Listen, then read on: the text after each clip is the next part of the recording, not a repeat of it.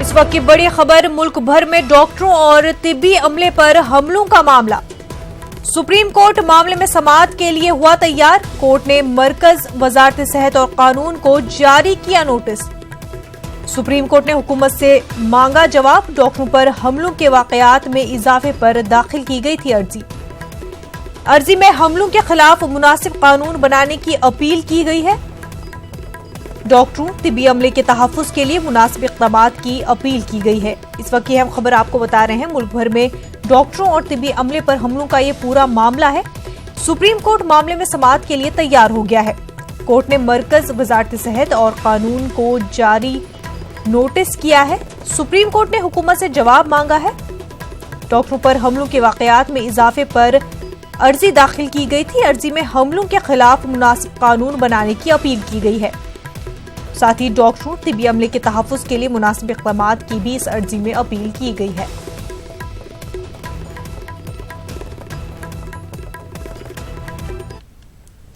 राजस्थान के जिला अलवर के बहरूड में पुलिस स्टेशन पर हमला हुआ है। 20 बंदूकबरदारों ने पुलिस स्टेशन पर गोलियां चलाई और लॉकअप से मुजरिम पाटला को हमलावर निकाल लिए जाने में कामयाब हो गए हैं।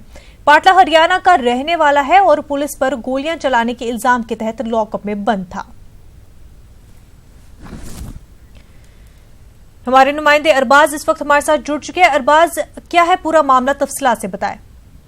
देखिए, ये एक पूरा फिल्मी सीन कहा जा सकता है। जिस तरीके से हुआ, सुबह 9 बजे बहरोड़ थाना पुलिस के ऊपर एक हमला हुआ, जिसमें 3-4 गाड़ियों के अंदर तकरीबन 1 दर्जन जो बदमाश थे वो सवार थे और AK-47 से लेकर के दूसरे ऐसे कई खतरनाक हथियार लेकर के वो लोग पहुंचे थे और हवाई फायर करते हुए वो लोग अंदर घुसे और 30-40 से ज्यादा उन्होंने जो है राउंड फायरिंग की। जो वहां पर एक इनामी बदमाश है 1 लाख रुपए का, विक्रम, उसे वो वहां से छुड़ा करके ले गए। मैं आपको बता दूं कि ये हरियाणा का बहुत हार्डकोर क्रिमिनल है जो विक्रम है। इसे पपला गुर्जर के नाम से जाना जाता है। पपला गुर्जर 4 जो है हत्याओं का आरोपी है, मर्डर केस इनके ऊपर है और 12 से ज्यादा जो संगीन मामले हैं वो हत्या की कोशिश और मारपीट के इनके ऊपर दर्ज थे।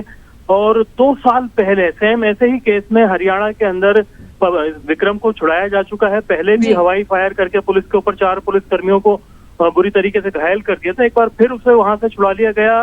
राजस्थान पुलिस के एक तरह से देखा जाए तो हवाइयां उड़ गई इस पूरे मामले में। एक राउंड भी जो है दोबारा इसमें जवाबी कार्रवाई में फायर नहीं किया राजस्थान पुलिस ने। फिलहाल जो राजस्थान के DGP हैं उन्होंने पूरे मामले में वहां पर टीम अलग से रवाना कर दी है।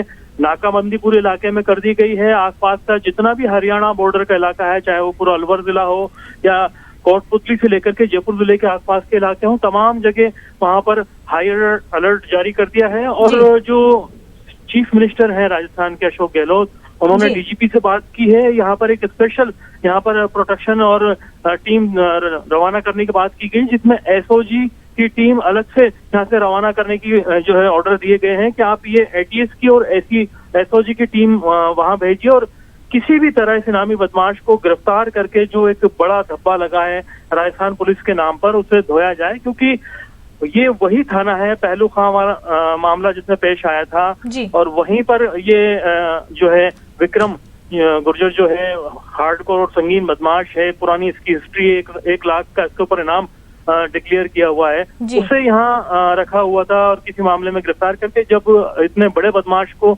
इतनी आसानी से छोड़ दिया जाता है, कई सवाल खड़े हो जाते हैं। क्योंकि इस तरह के मामलात में पहले भी मुनाज़ा, मैं आपको बता दूं, ऐसे मामले दर्ज किए गए हैं। जो 4 मर्डर केस पहले से जिस इंसान पे होता है उसे किसी मकसद के लिए जेल से छुड़ाया जाता है, कोई बड़ा मामला अंजाम देने के लिए छुड़ा करके उसे बाहर लाया जाता है ताकि बाद में गिरफ्तारी हो भी जाए तो चौथे से 5वां मर्डर उसके ऊपर लगने में कोई गुरेज नहीं होता है। ऐसे में बड़ा अंदेशा यह है कि ये कोई बड़ी घटना को बाहर आकर के अंजाम दे सकता है। फिलहाल बड़ा सवाल राजस्थान पुलिस के सिस्टम के ऊपर है। जो पुलिस बंदूक की नोक पर खामोश बैठी रही, तमाम पुलिस कर्मियों को उन्होंने अंदर घुस करके उनके माथे पर बंदूक लगा दी थी और बड़ी आसानी से ताला तोड़ करके वो लेकर के उन्हें हवा हो गया और पुलिस ने उनका पीछा करने की भी जहमत नहीं की। उन्हें पूरे इलाके में ये तक पता नहीं था कि किस तरफ वो 3 गाड़ियां गई हैं। नाकाबंदी की जा रही है, कोशिश यही है। अरबाज, वजह क्या है इसकी कि पुलिस काउंटर क्यों नहीं कर पाई? क्योंकि इससे पहले भी जो है इस मुजरिम को इसी तरह से छुड़ा लिया गया था, तो उस वजह से तो और भी अलर्ट होना चाहिए था पुलिस को, लेकिन बावजूद उसके इतनी ज्यादा लापरवाही काउंटर नहीं कर पाई। क्या वजह है इसकी? देखिए, पुलिस की जो पूरी अगर देखा जाए भूमिका है तो वो सवालों के घेरे में है, क्योंकि अभी आप देखिए कि कितने सिस्टमेटिक तरीके से पुलिस आसानी से बैठी रहती है। कुछ बदमाश आते हैं, हवाई फायर करते हैं, घुसते हैं पुलिस के ऊपर, निशाना साधते हैं, ताला तोड़ करके एक मर्डरर को वहां से निकाल करके ले जाया जाता है और बड़ी आसानी से लेकर के फरार हो जाते हैं। और पुलिस ऐसे बैठी होती है जैसे बड़े इंतजार में बैठी होती है कि कोई आएगा, छुड़ा के ले जाएगा और हमें ऐसे रिएक्ट करना है। क्योंकि पुलिस ने एक राउंड भी अगर फायर किया होता तो शायद जवाब देने के लिए पुलिस के पास में कुछ होता कि हमने उसे बचाने की, अपनी तरफ से विरोध करने की कोई कोशिश की, लेकिन ऐसा नहीं हुआ। बड़ी आसानी से वो लोग ले गए और कोई ना कोई, क्योंकि जो जानकार हैं, क्राइम के पुराने जो एक्सपर्ट्स हैं, आईपीएस हैं, उनसे भी हमारी बातचीत हुई। उनका कहना है कि ऐसे हार्डकोर क्रिमिनल्स को किसी बड़ी जो है सोच के हिसाब से छुड़ाया जाता है और कोई बड़ा मामला अंजाम देने के लिए जरूर इसे निकाला गया है बाहर। 4 मर्डर केस उसके पास पहले से उसके ऊपर दर्ज है, 12 से ज्यादा और मामले दर्ज हैं। अब जो अशोक गहलोत हैं वो खुद इसमें इन्वॉल्व हो गए हैं, डीजीपी को उन्होंने इन्वॉल्व किया है। एटीएस और एसओजी की टीम जयपुर से रवाना कर दी गई है, खासतौर पर जो आसपास के बॉर्डर के इलाके हैं हरियाणा के, और जो हरियाणा पुलिस है उसका भी सहयोग लिया जा रहा है। उसको भी इन्फॉर्म किया गया है कि आप लोग भी मिलजुल करके देखिए कहीं भी कोई भी मूवमेंट हो ताकि दोबारा दबिश देकर के वापस उसे गिरफ्तार किया जा सके। बिल्कुल अरबाज, और उम्मीद यही जताएंगे कि जल्द से जल्द इस मुजरिम को पकड़ा जा सके ताकि और कोई जुर्म जो है ये अंजाम न दे सके। बेहद शुक्रिया आपका तमाम तर तफसीलात के लिए। नाज़रीन, इस वक्त एक और बड़ी खबर सामने आ रही है। शैला रशीद पर केस दर्ज हो गया है। जेके पीपल्स मूवमेंट की लीडर शैला रशीद पर केस दर्ज हुआ है। मुल्क से गद्दारी का इल्जाम, एफआईआर दर्ज कर ली गई है। ताज़रात हिंद की मुख्तलिफ दफात के तहत एफआईआर, दिल्ली पुलिस की स्पेशल सेल की कार्रवाई। आपको बता दें कि फौज के खिलाफ गुमराह कुन पैगाम फैलाने पर यह कार्रवाई की गई है। इस वक्त की बड़ी खबर आपको बता रहे हैं, शैला रशीद पर केस दर्ज हुआ है। जेके पीपल्स मूवमेंट की लीडर है शैला रशीद। आपको बता दें मुल्क से गद्दारी का इल्जाम लगा है और इसी मामले में एफआईआर दर्ज कर ली गई है। ताज़रात हिंद की मुख्तलिफ दफात के तहत एफआईआर दर्ज की गई है। दिल्ली पुलिस की स्पेशल सेल ने यह कार्रवाई की है। हमारे साथ हमारे नुमाइंदे शंकर जुड़ चुके हैं। शंकर, क्या कुछ अपडेट है पूरे मामले को लेकर? देखिए, शैला रशीद के खिलाफ दिल्ली पुलिस की स्पेशल सेल ने इस मामले को दर्ज किया है और खासकर स्पेशल सेल की जो साइबर विंग है इस मामले की तफ्तीश करेगी। तो जिस तरह से शैला रशीद ने 15 अगस्त के बाद जिस तरह से लगातार 370 धारा के खिलाफ जिस तरह से उसने ट्वीट किया था, जिस तरह से इस मामले को काफी अलग ही रंग देने की कोशिश की थी, और जिस तरह से भारतीय आर्मी और भारतीय जो नियम कानून है उसके खिलाफ जिस तरह से उन्होंने ट्वीट किया और एक सोशल मीडिया पर जिस तरह से उन्होंने अपनी बातों को रखा, तो इस मामले को ध्यान में रखते हुए उसके खिलाफ मामले को दर्ज किया गया है। और उसमें जो मुख्य तौर पर संगीन धाराओं के तहत आरोप लगा है कि वो भारत और भारत के अंदर की जो चीजें हैं उसको गलत तरीके से पेश करने की कोशिश की।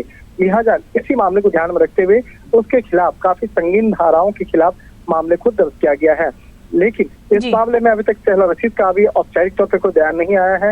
वो देखना लाजमी होगा कि शैला रशीद का इस मामले पर औपचारिक तौर पर क्या बयान आता है और दिल्ली पुलिस इस मामले पे क्या कहती है।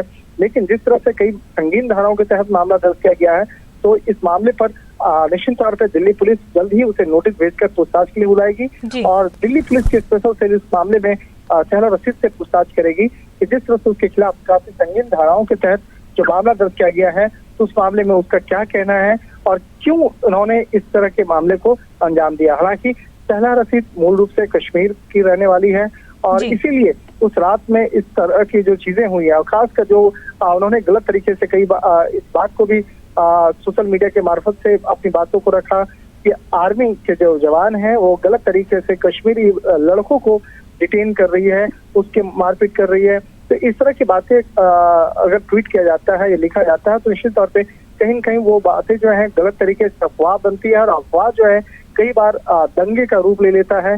और खासकर जो 18 अगस्त की रात में जिस तरह से शैला रशीद के द्वारा जो ट्वीट किया गया था वो मामला काफी चर्चित हुआ था और हालांकि काफी ट्वीट जो है बाद में शैला रशीद के द्वारा डिलीट किए गए थे। लेकिन अब उन तमाम मामलों की पड़ताल अब दिल्ली पुलिस की स्पेशल सेल करेगी कि जिस तरह से दंगा भड़काने वाले जैसे शब्दों का प्रयोग करके जिस तरह से गलत तरीके का जो एक भारत की जो जवान आर्मी के खिलाफ जिस तरह से शब्दों का प्रयोग किया गया, उनके बारे में गलत तरीके से लिखा गया, तो इन तमाम मामलों की विस्तार से जांच की जाएगी। जी शंकर, बेहद शुक्रिया आपका। आगे बढ़ते हैं। शिया अक्सरियत जिला बडगाम में इंतजामिया की जानिब से मुहर्रम के जुलूसों पर पाबंदी लगा दी गई है।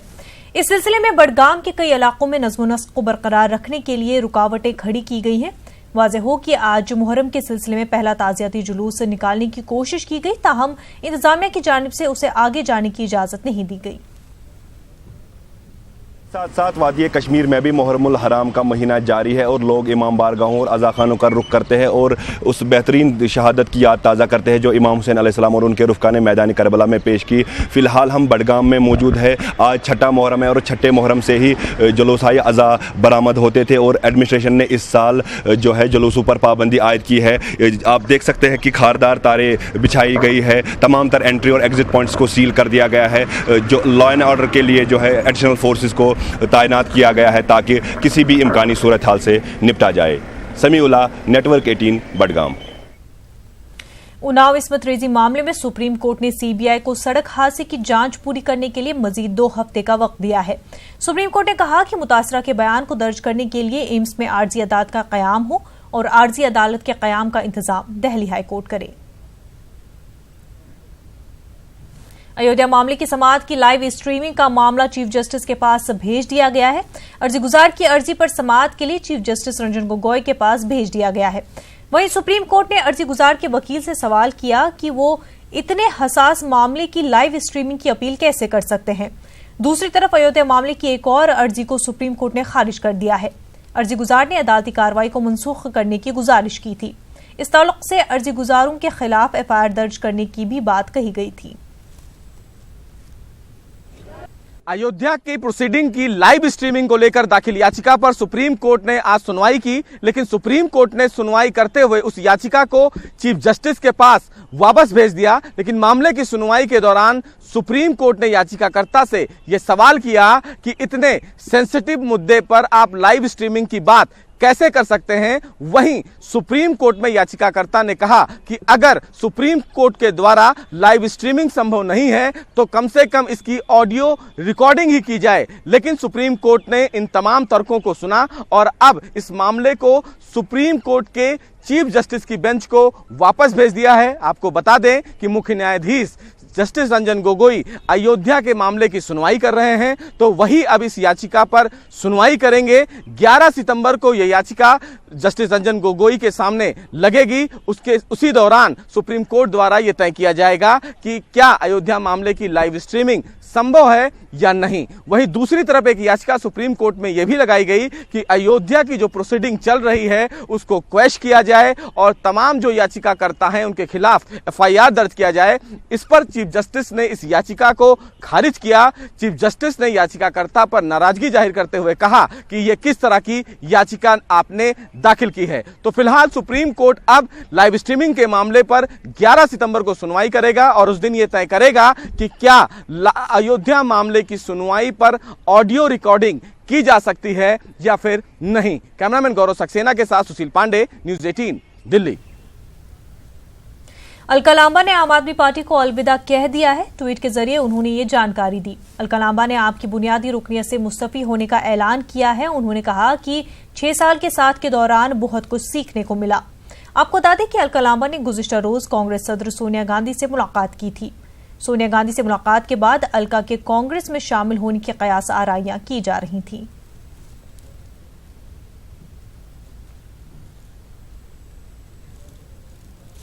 कांग्रेस के सीनियर लीडर और वकील कपिल सिब्बल ने पी चिदंबरम को जेल भेजे जाने पर तबसरा किया है। उन्होंने ट्वीट करते हुए कुछ बुनियादी सवाल खड़े किए हैं। सिब्बल ने ट्वीट पर लिखा कि हमारे आईनी हकों की हिफाजत कौन करेगा, हुकूमत, सीबीआई, ईडी, इनकम टैक्स अफसर या फिर अदालतें। जिस दिन अदालतें ये मानने लगी कि ईडी, सीबीआई का बयान ही 100% सच है तो उसी दिन आजादी का सुतून मुनहदम हो जाएगा। आपको बता दें कि कपिल सिब्बल ही पी चिदंबरम का केस लड़ रहे हैं।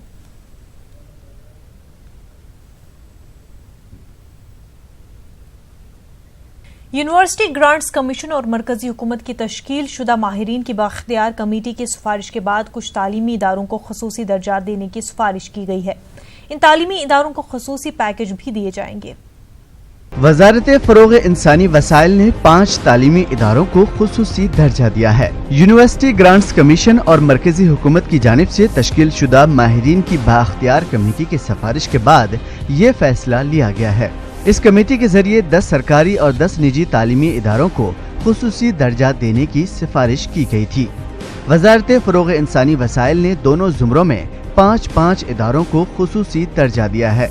इनमें IIT Kharagpur, IIT Madras, Banaras Hindu university, Delhi university, Hyderabad university को खुसूसी दर्जा दिया गया है। वहीं निजी तालीमी इदारों में Amrita Vidyapeeth Tamil Nadu, Jamia Hamdard university, Kalinga institute of industrial technology Orissa, Bharatiya institute Mohali, Vellore institute Tamil Nadu को बेहतरीन तालीमी इदारों की फहरिस्त में शामिल किया गया है। खुसूसी दर्जा पाने वाले तालीमी इदारों को माली मदद भी दी जाएगी। Bureau report, news 18 Urdu. Jamia Hamdard university के वाइस चांसलर ने यूनिवर्सिटी को बेहतरीन इदारे दर्जे दिए जाने के मामले पर खुशी का इजहार किया है। उन्होंने इस ताल्लुक से न्यूज़ 18 से खास बातचीत की। सरकार ने इंस्टीट्यूशंस ऑफ एमिनेंस का ऐलान कर दिया है। इसके तहत 10 इदारे आने थे। खास बात यह है कि 5 बड़ी यूनिवर्सिटियां हैं जिनका ऐलान किया गया है, लेकिन उससे भी खास बात यह है कि प्राइवेट यूनिवर्सिटी के तहत जामिया हमदर्द को इस कैटेगरी के तहत मुंतखब किया गया है। हमारे साथ यूनिवर्सिटी के vice chancellor professor Ehtesham Hasnain साहब मौजूद हैं। सर, आपको बहुत बहुत मुबारक हो। बहुत बड़ी एक कहना चाहिए कि लंबी छलांग है। बहुत बहुत शुक्रिया। इट इज़ इंडीड, और इसका क्रेडिट मैं पूरे यूनिवर्सिटी को देता हूँ। मेरा इसमें कोई रोल नहीं है। My role has only been to act as a catalyst. ये यूनिवर्सिटी ऑलरेडी बड़ी अच्छी थी। मैंने जब ज्वाइन किया था तभी मैंने कहा था, we are a sleeping tiger, the tiger only needs to be woken up and we are trying to wake up the tiger. That is what I am doing. ये बड़ी अच्छी खबर है। It's a very good. Also इसलिए भी अच्छी है कि ये हम लोग वाहिद माइनॉरिटी इंस्टीट्यूशन उभर के आए हैं। पूरे इंडिया में बहुत सारे माइनॉरिटी इंस्टीट्यूशन हैं। मुस्लिम माइनॉरिटी हैं, सिख माइनॉरिटी हैं, क्रिश्चियन माइनॉरिटी हैं। किसी को ये खिताब नहीं दिया गया, ये सिर्फ जामिया हमदर्द को दिया गया और हमें 5वें नंबर पर रखा गया है। प्राइवेट यूनिवर्सिटीज़ जितनी सारी इंडिया में 550 से ऊपर हैं। देखा जाए तो दिल्ली यूनिवर्सिटी है, इसमें बनारस हिंदू यूनिवर्सिटी है। वो जो कद है, एक बहुत बड़ा कद, वहाँ तक अब जामिया हमदर्द पहुँच गया है। जी, उनका अलग कैटेगरी में दिया गया है और हमें अलग कैटेगरी में दिया गया है। उनको दिया गया है जो पब्लिकली फंडेड, जिनको टैक्स पेयर का मनी से जो यूनिवर्सिटी चलाई जाती हैं, उस कैटेगरी में 10 को दिया गया। लेकिन 10 में 2 को अभी ऐलान नहीं किया गया, क्योंकि ये 2 स्टेट यूनिवर्सिटीज़ हैं और गवर्नमेंट चाहती है कि स्टेट यूनिवर्सिटी भी इसमें कुछ स्टेक होल्डिंग करे, उनकी भी भागीदारी हो। तो 500 करोड़ का आप वादा कीजिए, 500 करोड़ हम देंगे। इसलिए उन 2 यूनिवर्सिटीज़ को, अन्ना यूनिवर्सिटी और जादवपुर को, अभी उन्होंने डिक्लेयर करने से रोक दिया है। रिकमेंडेशन हो चुका है। सिमिलरली प्राइवेट में भी 10 थी, 10 नाम था, तो 10 में सिर्फ 8 को दिया है। और उसकी वजह यह है कि 2 यूनिवर्सिटीज़ जो हैं उनका अभी स्टेटस करेक्शन करना है। They are being recognized as a private university और गवर्नमेंट चाहती है कि इसको डीम टू बी यूनिवर्सिटी हो। हमने देखा कि जामिया हमदर्द की जो क्वालिटी एजुकेशन है, चाहे मेडिकल की बात हो या फार्मेसी की बात हो, 11वें नंबर पर मेडिकल का पिछली बार आया था। जिस तरह से पूरे भारत में, पूरे मुल्क में इसको चुना गया था, अब एमिनेंस में आए हैं।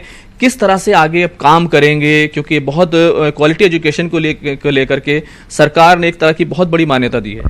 मैं थोड़ी सी वजाहत करना चाहूँगा कि ये जो हमें इंस्टीट्यूशन ऑफ एमिनेंस का खिताब मिला है, उसमें मैंने ख़ास तौर पर बताया था कि what is so different about Jamia Hamdard. हमारा सिर्फ 30 साल पुराना इतिहास है।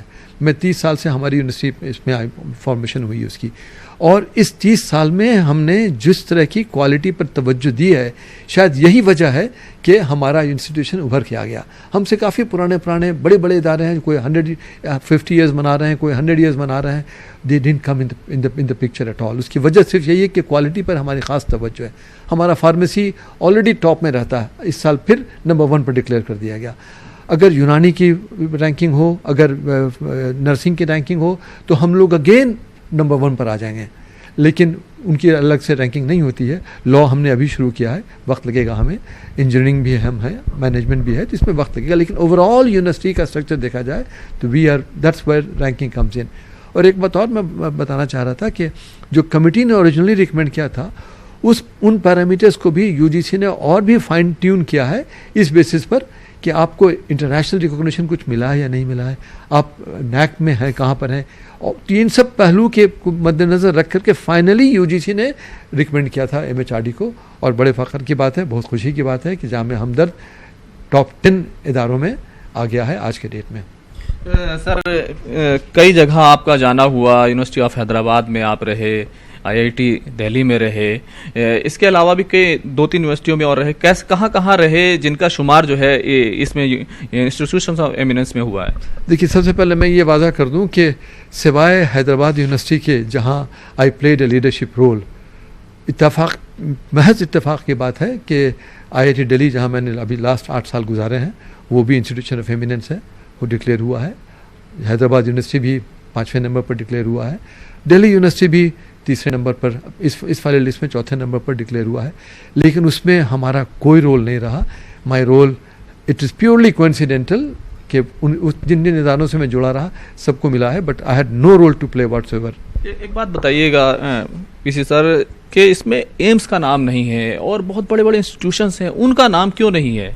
उसकी वजह यह है कि एम्स वगैरह बड़े अच्छे इदारे हैं, लेकिन उनकी डोमेन है, एक डोमेन में ही वो काम करते हैं और कई पहलुओं पर देखा जाता है। It is not only based on excellence in one perspective. यही वजह है कि बहुत बड़े बड़े अहम इदारे भी इस बार नहीं आ पाए। सर, जो भी इंस्टीट्यूशंस मुंतखब हुए हैं, जिनको चुना गया है, उनको 1000 करोड़ रुपए की ग्रांट दी जानी है, लेकिन जिस तरह की खबर आ रही है कि जो प्राइवेट इंस्टीट्यूशंस हैं, जो डीम्ड इंस्टीट्यूशंस हैं, उनको ये नहीं मिलने वाला है, क्या कहेंगे? आई थिंक इसमें मैं आपके चैनल के ज़रिए से सरकार से अपील करूंगा, आज के डेट में दुनिया की जो सबसे टॉप यूनिवर्सिटीज़ हैं, टॉप 10 किसी भी पैरामीटर पर आप मेजर कर लें, 80% of them are private universities. तो इंडिया की प्राइवेट यूनिवर्सिटीज़ के साथ ये सलूक क्यों? Why should we be neglected? Government should also fund private, particularly those which are not for profit. Jamia Hamdard profit नहीं बनाता, कुछ भी 1 नया पैसा प्रॉफिट नहीं होता हमारा। तो जो not for profit private universities हैं, my appeal to the government of India is also consider funding them with some extra fund. बहुत बहुत शुक्रिया सर। तो ये वाहिद अक़लियती यूनिवर्सिटी है जिसका इंतखाब हुआ है, और कहना चाहिए कि क्वालिटी एजुकेशन को लेकर जामिया हमदर्द ने जो है मुल्क का सर ऊंचा किया है। कैमरामैन दीपक बिष्ट के साथ खुर्रम शहजाद, न्यूज़ 18 दिल्ली। जम्मू कश्मीर की क्रिकेट टीम वडोदरा पहुंच गई है। कश्मीरी टीम 10 दिनों के लिए वडोदरा में रणजी ट्रॉफी की प्रैक्टिस करेगी। वडोदरा का Moti Bagh cricket ground practice के लिए मुख्तस किया गया है। इस टीम के कोच मारूफ क्रिकेटर इरफान पठान हैं।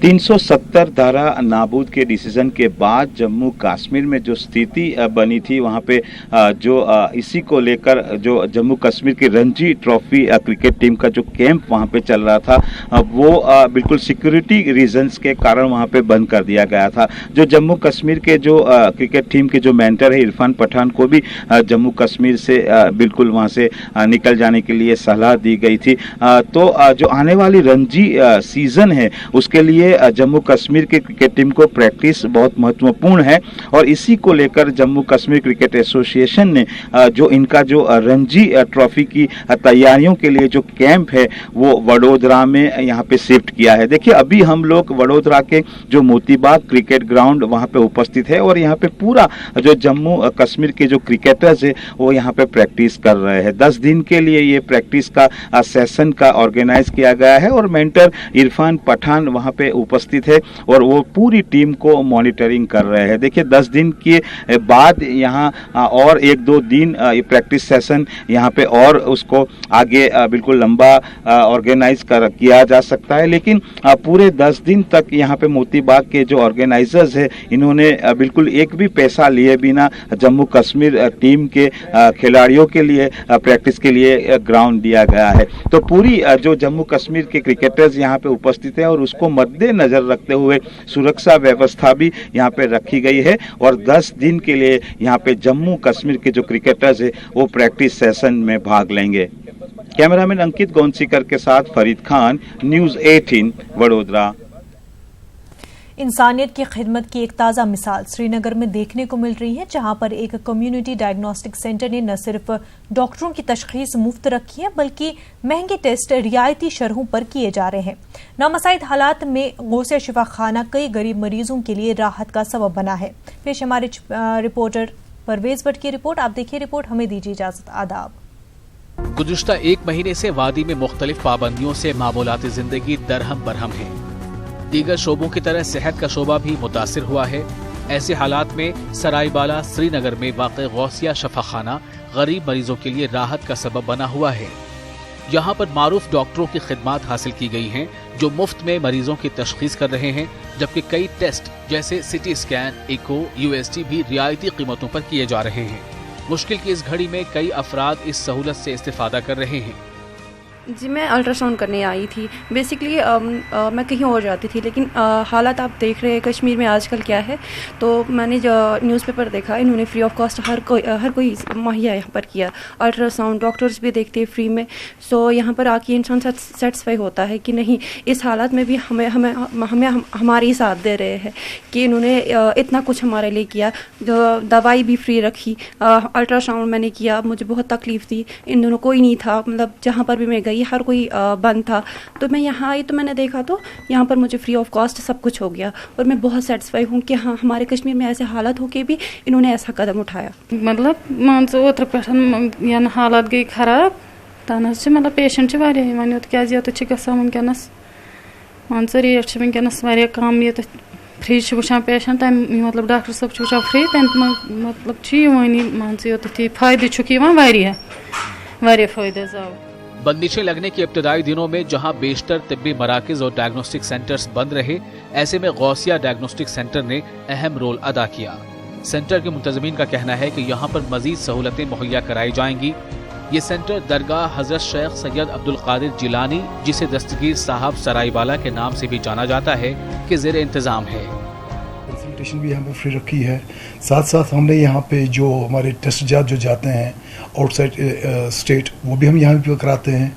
हमारे इक्विपमेंट्स हमने मतलब इस चीज़ को लेके इसको अपग्रेड करने की कोशिश की, ताकि आवाम इससे भरपूर फ़ायदा उठा सके। यहाँ पर OPD का आगाज़ किया है, जहाँ पे मुख्तलिफ डॉक्टर साहिबान वादी के मशहूर मारूफ जो डिग्निटीज़ में तस्वुर किए जाते हैं, हमने यहाँ उनको भी मदऊ किया। वो भी यहाँ पे फ्री कंसल्टेशंस यहाँ में देते हैं। इस तरह जितने भी हमारे इस बायोकेमिस्ट्री से जितने भी टेस्ट वगैरह रिलेटेड है, हम यहाँ पे उसको नो प्रॉफिट नो लॉस पे दे रहे हैं। किसी भी बुहरान के मौके पर कश्मीरियों ने हमेशा इत्तेहाद का मुजाहरा किया है। इत्तेहाद और इंसानियत की खिदमत के इसी जज्बे ने कश्मीरियों को आबाद रखा है। उम्मीद है कि आजमाइश के ये दिन भी गुजर जाएंगे और कश्मीर में अमन व खुशहाली की नई सुबह होगी। कश्मीर में नामसाइद हालात के चलते हुए भी किस तरह से यहाँ पे खिदमत खल्क का जज्बा लोगों में जिंदा है, इस बात की मिसाल सरायबाला के इस गौसिया हॉस्पिटल में मिलती है, जहाँ न सिर्फ लोगों का मुफ्त इलाज किया जाता है, बल्कि अल्ट्रासाउंड और इको जैसे टेस्ट भी मुफ्त में किए जाते हैं। ऐसे में लोगों को यहाँ आना चाहिए और यहाँ से फ़ायदा उठाना चाहिए। फिरोज वानी के साथ परवेज भट्ट, न्यूज़ 18 और दूसरे नगर।